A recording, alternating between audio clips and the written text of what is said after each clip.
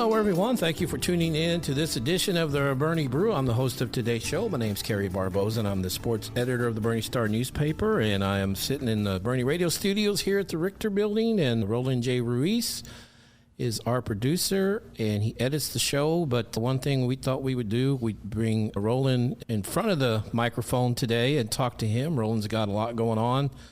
He does public address at Spurs and missions and a few other things, and does some college work, PA in high school, and he's also got some good news. Roland, you got a career reward. Tell us about the award you're going to get. Oh, man, thank you. What you're alluding to, I have been inducted into the 2026 San Antonio Radio Hall of Fame, and that ceremony will take place August 8th in San Antonio, and I kind of pinch myself. I look at all who's in there. I'm like, gosh, I'm among these guys. It's amazing. But I'm very grateful. I've worked with some of the most wonderful people in both radio and television, both here and, different places across the country. Well, I didn't know your mom and dad were the judges that got the pick. Just kidding. Thanks, Mom. Yeah. No, so let's go back. Who told you about the ceremony? Who nominated you? How did you hear about it? Did you get a call? Did you get a letter? Well, I was nominated by Hector Reyes, who's a longtime San Antonio air personality, I guess best known for the Rio and Reyes show. And he and I play music together occasionally, and he just called me out of the blue one day, and he said, I'm looking at the list. He said, and you're not in here. Let me nominate you. So he did. And I was called by the president of it's SOSARB, I guess is what it is, Society of San Antonio Radio Broadcasters, Tim McKee, who I've had the pleasure of working with as well. And he just said, you've been inducted. Looking back on your career, when you first started, is that something you ever thought? Oh, no. I'm going to be in the Hall of Fame one day. Gosh, I didn't. I mean, you'd have told me my life would have turned out the way it would have, and I'd have said, come on, you're putting me on. I mean, just with everything that's happened. It's certainly been a blessing, and like I say, it's the people. I've worked with the best. And the gentleman sitting right across the table from me right now, I consider among those best. Well, no, there's only me. So that's okay. That's where I'm going. I thought there was another ghost sitting there. That's where I'm going. Thank you for that. But that is Roland J. Ruiz joining us here on the Boerne Brew. He normally produces the show, but this time we thought we'd put him in front of the mic. He produced the show. He edits the show for us, and he works at Boerne Radio and does a lot of other things as well. We're going to get into all that, but let's go back to the very beginning. I think you're a Central Catholic graduate? I am. Is that correct? Okay. When was the first time that you thought about, I think I'd like to go into radio or communications? When was the first time you think that thought hit you? Here's how it happened. I have been just totally engulfed in wanting to be a musician. I wanted to play my guitar.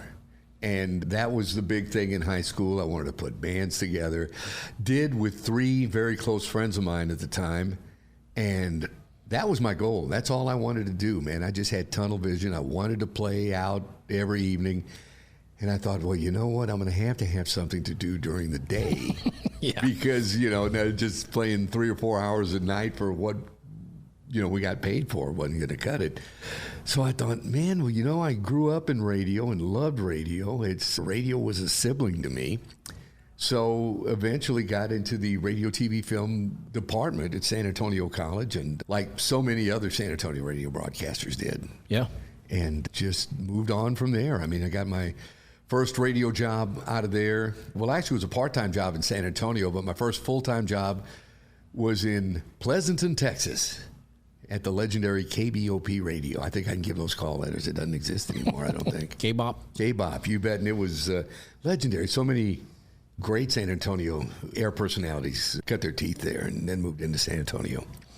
So you hadn't really tried it until like high school. You didn't grow up thinking, I want to be this. And no. There's this radio guy that I really like, Wolfman Jack or whoever. Well, I did like radio guys an awful lot. I mean, I used to listen to them as religiously as possible. But no, I never gave radio a serious thought, like I said, until it's like, what are you going to do? And I never knew what I wanted to do other than play music. So I thought, well, let me give this a shot.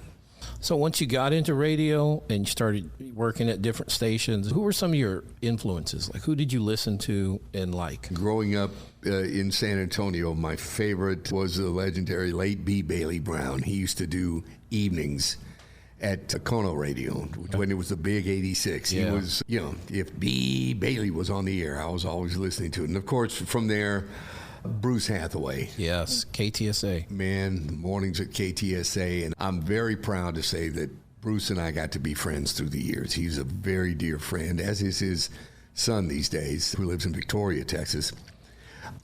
Of course, Casey Kasem on the weekends with the American Top 40. Loved his style and loved his stories about the music. Well, Sonny Melendrez was a big name in San Antonio. And I know Baron Riley, who owns Boerne Radio, he was the big influence. He kind of helped Baron get started in the business, from what I remember. Sonny was the guy known for introducing Cheech and Chong to San Antonio. Is that right? Yeah, that's it. Sonny hosted, I don't know how many times, the American Top 40, sat in for Casey Kasem. Okay. And Sonny's just Mr. San Antonio Radio. Well, you mentioned KTSA and KONO. People don't remember, and probably if you're under 40, you probably don't realize, but AM radio was the thing. It was it. Back in the day. Because there really wasn't a whole lot of FM, and when you bought a car, probably mid-70s and earlier, they didn't even have FM. It just had AM basically on there. Bring that up. I remember we were going to, I guess it was either my junior or my senior prom, and I had a buddy come over. We had those old FM converters, because that's all we had was AM. Yeah. And we stuck the FM converter in my folks' car so we could pick up FM stations at the time. Yeah, like you said, it was the late 70s. That's kind of when that all started coming about. Well, it came about before then, but it just didn't gain popularity until that time. Yeah, it wasn't a common thing. Right. Like you said, you had to get converters. It was kind of like TVs when they first started. They were all black and white, and then they became color at a certain point. You can buy converters, and you put a screen on top of your... Oh, man, I remember those, yeah. To change, so you could have color, and if you put it in upside down, the sky was green and the grass was blue, whatever. Yeah, that's true. That is Roland J. Ruiz. He is going to be a Hall of Famer in San Antonio radio, so congratulations on that. Thank you. Did you ever, because I know a lot of radio guys, they cross over and they do television work. You ever thought about doing TV work, or did you realize you had the perfect face for radio? That's it. See, I've been told that all my life. But I did do a bit of TV. I was a network announcer for CMT when it was country music television, back when they were playing videos. I lived in Nashville for a bit, and I was a network announcer for them. I used to read, CMT, big ticket, brought to you by Kellogg's, the best to you each morning. And they'd run all that stuff during the day. But as far as on air, I hosted a music video show on a little cable station in San Antonio for a little bit. And I did a sports report in San Antonio it was just nothing anybody would remember. Watch that one guy's going to be out there. I remember you. Yeah. You do have a face for radio. And I know you used to write for the Kerrville Daily Times. I think sometimes you would string for them a little bit. Sometimes. I did. Yeah. Yes, I did. You kind of cover all mediums, communication basically. Yeah, communication. Yeah, it's something I wholeheartedly believe in. We talk about the difference between AM and FM. Back then, there wasn't internet either. So that really changed how broadcast works now. Oh, absolutely. I was thinking about that on the drive up. I was thinking, I wonder if internet back in the late 90s, when I was living in Nashville, was what it is today. I wonder if I would have came home. I probably would have. I couldn't find good breakfast tacos there in Nashville, to tell you the truth. But probably still aren't any good ones there. But nonetheless, I came home. My big thing was missing Missions games during the summer, and boy, I missed those. Yeah, and those were the days. They were affiliated with the Dodgers, and they're still good now, but... Man, you had all those great Dodgers of the 70s. Tommy Lasorda would come down here. Oh, yeah. Steve Garvey, Ron Say, Fernando, all those guys came through here. And it was at St. Mary's, V.J. Keefe. You bet. There's a bunch. And, man, some of the names, you mentioned that. I got to see Mike Piazza. Yeah. And he was just here for half a season. And names like Eric Gagne and Oral Hershiser. Eric Karros was here. Paul Konerko came up and played through San Antonio. And here recently it's been Fernando Tatis Jr. Mm-hmm. We got to see Padres. Wow, yeah. And Jackson Merrill. He was a player to watch, too. He was something. Trey Turner was here as well. I could go on. It's amazing. There's been some great ones come through here. And they're still out there, a lot of fun. They're going to get a new stadium. So I think that's going to be a great place to go watch a baseball game downtown San Antonio. Oh, yeah. I think that's going to be fun. I remember the old Missions field was over there off Roosevelt. Right there on Steve's. Yeah, Steve's Roosevelt. Yeah, I remember that. But so anyway, you talked about you worked in Pleasanton. Where did your career take you when you were doing radio? How many different stops did you have over the years? Oh, God, we don't have enough time for that. No. Actually, I've been blessed that I've had 3 long tenures. From Pleasanton, I came back and worked for a company that was Clear Channel at the time. Right. And I worked overnights and evenings for them for, about 9 years. From there, I moved to Victoria, Texas for a couple of years, came back to San Antonio. And you're doing radio work this whole time? Yes. Pretty much? Yes. Yeah, I did. I came back to San Antonio for a brief, 1 or year and a half stint, and then got an opportunity to move to Nashville and work, like I said, for Gaylord Entertainment and CMT. So I did that for a couple of years. And then came back to San Antonio once again. It's, the media business. And this time, the company I was working for was sold to Cox Broadcasting, and I stayed there for about 10 years between Kono, which is the station I was working for, and, of course, going into that Cox family, there was KKYX, which is where the missions are now, and Y100 and, Magic 105, all these stations. It was a fun run. Ricky Ware was one of the KKYX guys, I believe. No, Ricky Ware was on KBOP. Was he? That's right, KBOP. He and Judd Ashmore in the mornings on KBOP, yeah. And Ashmore did a little bit of weather TV work with Ken's. With Ken's, yes, he did. At one point. And he had a talk show on WOAI for a few years, so... Yeah, and you mentioned iHeart. That's part of what the Spurs come out on, the 1200 WOAI. Yeah, that's part of the iHeart family. They've been there for years. So, yeah, it's been quite a career journey, but it always sounds like you've always come back to San Antonio. You go away and you come back. You go away and you come back. It's home. Yeah. It's just home. Although I haven't lived there for the last 20 years. Right. You live in Spring Branch. Yeah. That's still, I mean, yeah, I know it's its own, like Boerne, it's its own community, but it's still part of the San Antonio landscape, basically. Right. That is Roland J. Ruiz. He's going into the Radio Hall of Fame, and he's been all over the country, it sounds like, working. I worked at a Cox newspaper in North Carolina. Okay, yeah. Yeah, back in the day. Were they on the Austin American Statesman, I believe? Yeah, they owned the Statesman, and I was living in North Carolina, and I was from San Antonio, from Texas, and I wanted to come back, and I just got married. My wife's from North Carolina, and we were living there. But I had told her I'd like to come back to Texas at some point, and then I applied for a job at the Statesman, and the guy said, well, the job just went away because they lost advertising revenue or something, so they're not going to hire for that job. So I said, well, okay. And then I saw the job in Boerne. I thought, well, yeah, okay. So I applied, and I got hired. So I saw it before that. I didn't feel I was ready, so I didn't apply. And then about a year later, I saw it again, applied, and got in. So and there you go, and you've been here ever since. Yeah, you've had a long run. Yeah, I've been at the Star for over 20 something years now, 24, I believe. You as well, just part of the Boerne sports landscape. Yeah, that's nice to know. So, at what point during your radio? Because I know you did reading news, and I know you were working for K-Loop, I believe. Yeah, where I was there for a little bit. 6:30 a.m. in KSLR, and then 9:30. But at what point did you start doing sports? I did sports, actually, when I got back from Nashville. The Cox people were a client, I guess it's safe to say, of what was then called the Texas Sports Radio Network. They're now Texas Sports Productions. Yeah, Bobby Stocktonberger. Yeah. And, he was always at the station, making sure we had the commercials and everything was set up to run, and was always looking for help. And he said, hey, why don't you come give this a shot? And I said, sure, When was that? It would have been 98, 99, right in that time frame. And yeah, it was addicting. I mean, ever since I got there, it was like, oh man, this is fun. This is what I like to do. Well, and you and I have worked some games together over the years, and it is a lot of fun. Do you ever get nervous sitting behind the mic, either doing PA or, broadcasting the game? Occasionally, I guess. But I think it's like jumping in the pool. Once you get in and feel the water, it's on from there, Well, one thing I think you're very good at is you do radio, you do TV, and then you do PA, public address. And they're all different, aren't they? Yes, they are. They're all different animals, yeah. I've heard some folks that will try to treat PA as if they're doing play-by-play. Yes. And it's like, no, this is a that different happens animal. a lot at high school stadiums where the guy is, and that was the 1st and 10, and he talks the whole time. Yeah. Yeah, no, a different animal. You approach it and you present it differently, or at least so the standard has been set that that's the way it's done. Which of the three do you enjoy most? TV, radio, or? That's like... your favorite child?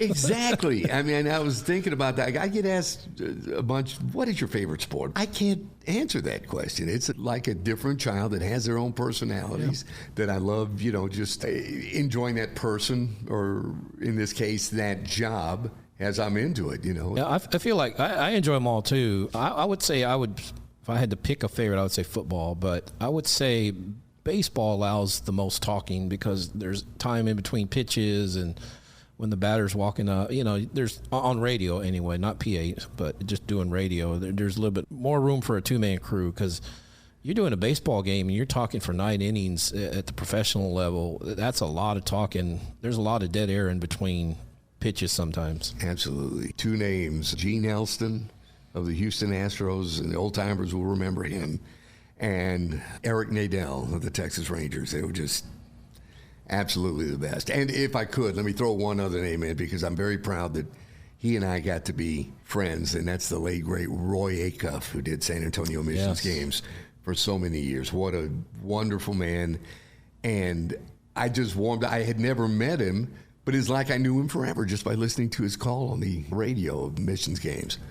Yeah.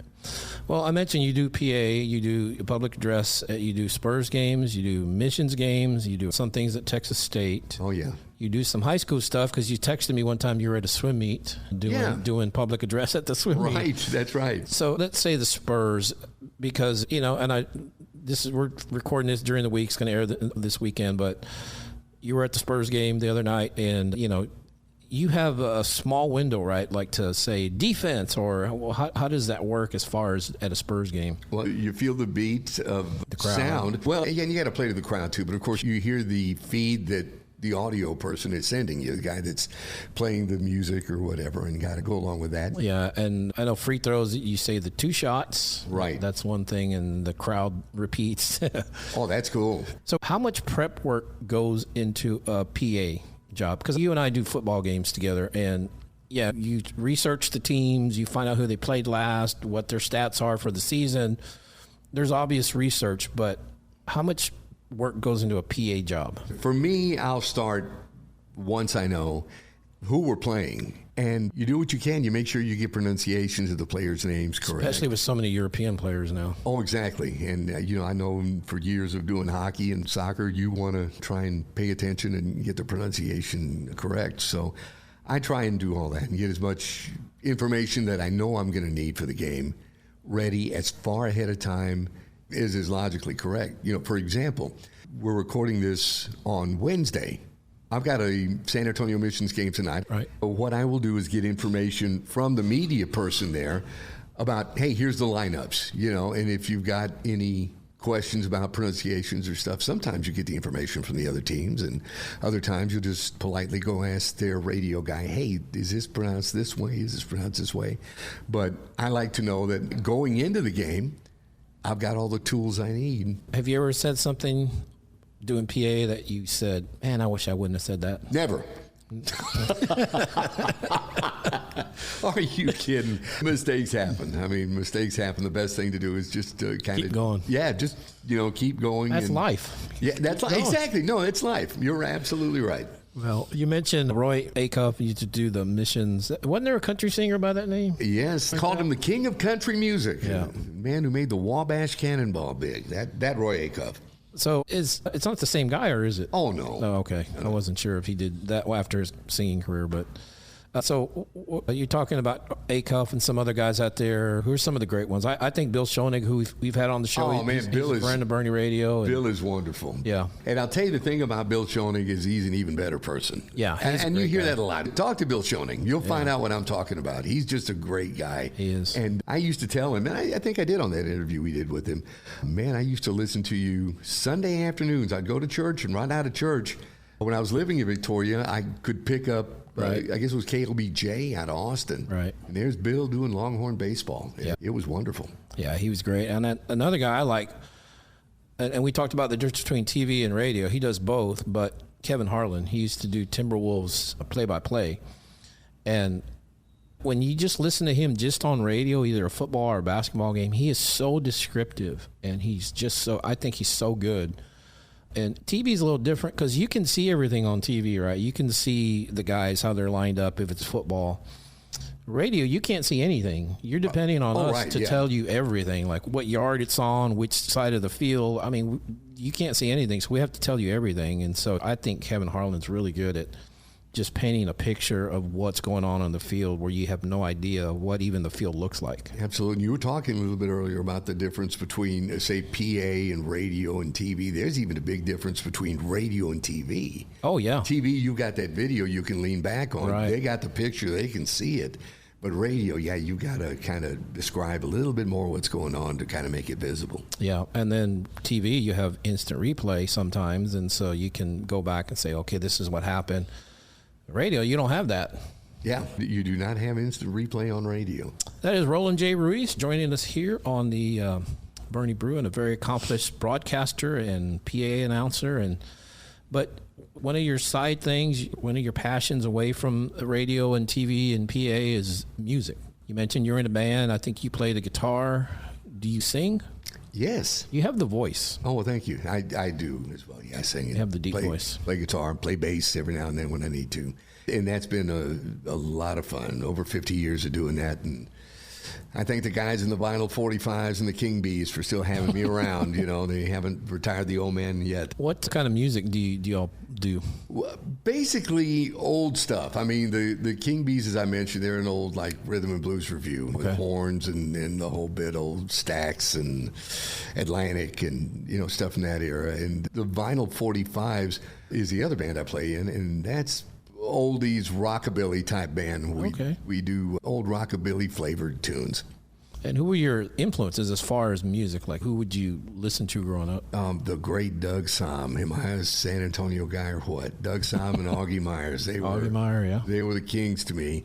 And, you know, aside from that, people like Buddy Holly, Gene Vincent, you know, a lot of those hardcore rockabilly artists. But yeah, Doug and Augie were the kings. And you go to Austin sometimes? Because Austin is quite a music scene. Yeah, we do. My wife and I will head up to Austin. We'll see some of the bands of the old, what they call redneck rock era. Some are still around playing, you know, and we'll go kind of reminisce, you know, like some Willis Allen Ramsey, or one of my favorite groups is a group called Denim that plays up there regularly. Okay. Really good. Well, I'm going to find some of your dates and go watch you. Come on. You're always welcome. Everybody, always welcome. Love to see you. Yeah. Well, Roland, that's about it. Hey, thanks. If I could plug just briefly, coming up on the 24th, the Continental Football League is rebooted. The Toros are coming back to town. They're coming back, and I got to tell you, I'm a little bit excited about that. You and I grew up with the Toros. That's true. I've seen them played at all the high school stadiums. Going to be playing at the University of the Incarnate Word. And the first home game is going to be the 24th, which is a Sunday. It's a week from this Sunday. And a lot of local flavor, a lot of UIW and UTSA players are going to be taking the field for them. And they just want to keep it local and keep it very enthusiastic. And I think you'll have a good time there. For those that don't know, that's one of San Antonio's professional teams. They started back, what, the 50s, 60s? 67, yeah. That's when they originally, and they ran through 74 before the World Football League. That was like, at the time, that was San Antonio's professional football team at the time. At the time, it was San Antonio's only team. We didn't have baseball at the time. We didn't have the Spurs either. And we didn't have the Spurs. It was right before the Spurs. Yeah, and we were talking about it. There's a Boerne kid. I mean, I think he's passed away, but AC Lex played with the Toros back in the day. He played in the NFL. He's in the Boerne ISD Hall of Honor. He's considered probably the best football player in Boerne ISD history. He played with the Dolphins. He played with he had 3 touchdowns, I think, in one game. The great AC Lex, you're not kidding. I think San Antonio's hopefully will embrace the Toros coming back and getting going, and those games are always a lot of fun, aren't they? Yeah, you know, and if you grew up with them, it kind of hits you in the feels. It's like, oh, gee, the Toros are coming back. This is great. I'm, 11, 12 years old again. This is all right. All right. All right. Well, Roland, thank you. Congratulations on a great career, and I know you're going to continue it, and excited about the Hall of Honor you're going to get in. I think it's well-deserved. Well, thank you very much, Kerry, and as always, it's more than a pleasure to work with you. I'm looking forward to high school football season already, yep. And thank you, City of Boerne. You guys are always wonderful, and I just love being here and being a part of Boerne Radio. All right, Roland, thank you for your time, and thank you out there for listening. We'll talk to you next time on the Boerne Brew.